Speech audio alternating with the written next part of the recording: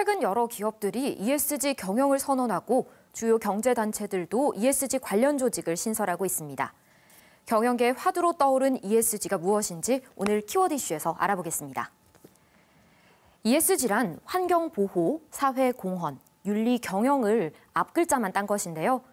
2004년 유엔 산하 전문기구인 유엔 글로벌 콤팩트에서 처음 사용했습니다.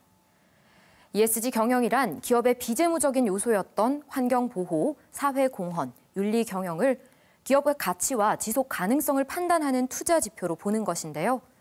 즉, 이 세 가지가 모범적이어야 회사가 안정적으로 성장할 수 있다는 뜻입니다. 먼저 ESG의 E는 기업의 친환경적인 경영에 대한 지표로 전기차, 수소, 탄소 배출량 등 환경보호와 기후변화 등을 고려해 경영하는 것을 말합니다. S는 사회공헌으로 사회적 약자를 지원하거나 노동환경 개선을 위해 노력한 부분에 대한 평가 지수, G는 윤리경영으로 얼마나 법을 준수하여 기업을 투명하게 운영하는지에 대한 평가 지수입니다. ESG 경영은 2020년 세계 최대 자산 운용사인 블랙록에서 기업의 ESG를 투자 결정 기준으로 삼겠다고 발표한 것이 시작인데요.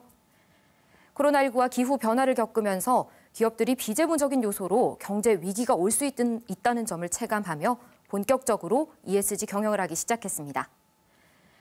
ESG 경영에 대한 평가는 모건 스탠리나 S&P 등 세계적인 평가 전문 기관들이 하는데요. 이 자료는 모건 스탠리가 평가한 전기자동차 회사의 ESG 경영 평가입니다. 친환경 기술이라는 점에서 점수가 높지만 노무 관리가 부족해 감점을 받았습니다.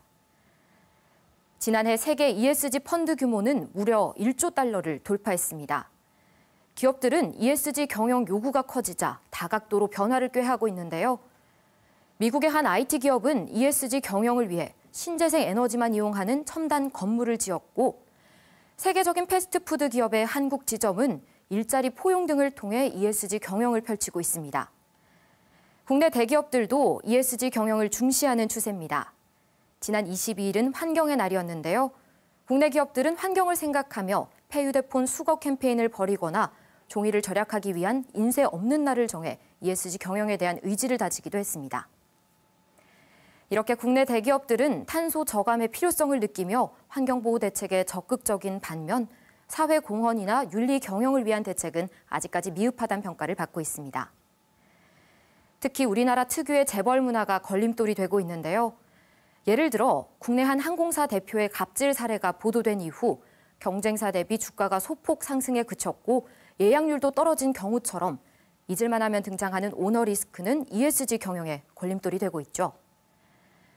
현재 대기업의 사회공헌과 윤리 경영에 대한 해법과 중소기업의 ESG 경영에 대한 접근은 또 다른 과제로 남아 있습니다.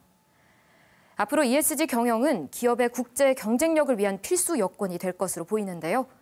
이로 인해 우리나라 기업은 체질 변화를 위한 고민을 거듭해야 할 것 같습니다. 지금까지 키워드 이슈였습니다.